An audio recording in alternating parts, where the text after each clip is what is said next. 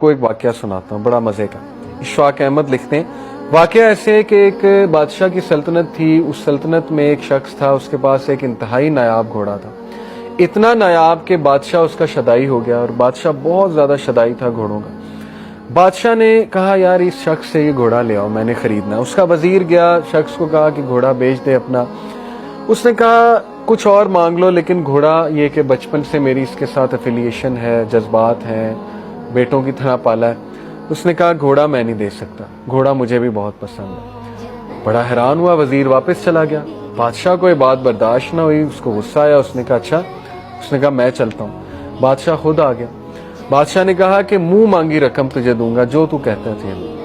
اس نے کہا بادشاہ سلامت آپ جان مانگ لیں, لیکن یہ کہ یہ نہیں میں دے سکتا, میری ویلیوز کے خلاف ہے یہ بات کہ میں اپنا پالا ہوا گھوڑا جو ہے وہ اس طرح بیچ دوں. مجھے ہے ہی نہیں ضرورت ہی نہیں مال کی, اللہ نے دیا الحمدللہ.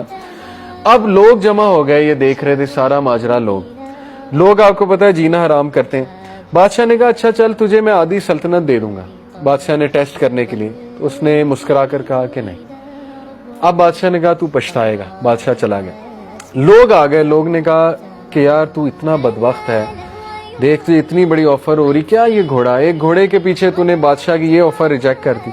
وہ مسکرایا, اس نے کہا مجھے پتا ہے میں نے کیا کیا, میری ویلیوز کے خلاف ہے, میں یہ برداشت نہیں کرتا میں اپنی کوئی پالی ہوئی چیز کسی کو ایسے ہی پیسے میں دے دوں. لوگوں نے کہا تو پچھتائے گا. اس نے کہا اللہ مالک.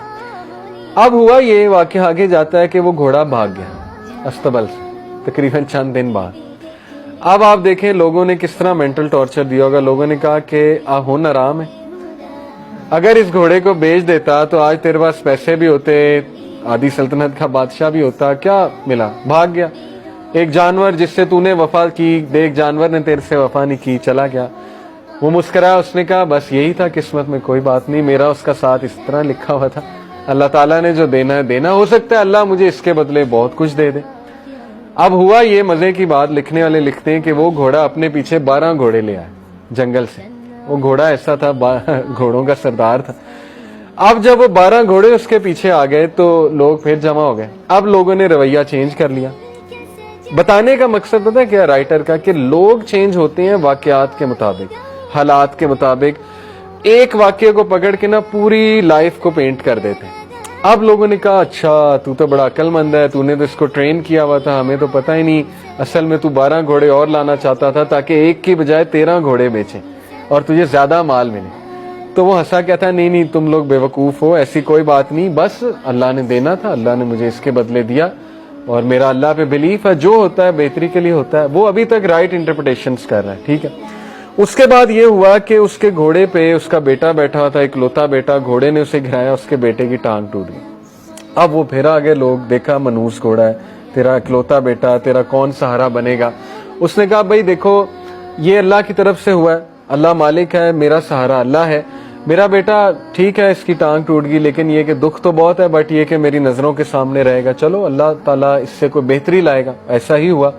جنگ چھڑی اس میں علاقے میں, اور اس تک دور کا رول تھا کہ ہر ایسا بچہ جو چل پھر سکتا ہے اس کے ہاتھ میں تلوار پکڑائی جاتی تھی کہ آجو بھائی.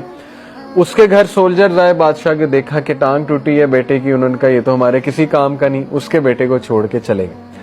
اب لوگ پھر آ گئے, کہتے تو بہت خوش قسمت ہے, تیرا بیٹا تیرے پاس ہے, لختے جگر ہمارے بیٹوں کو لے گئے, رونے لگ گئے, یہ وہ ہمارا کیا بنے گا, یہ وہ.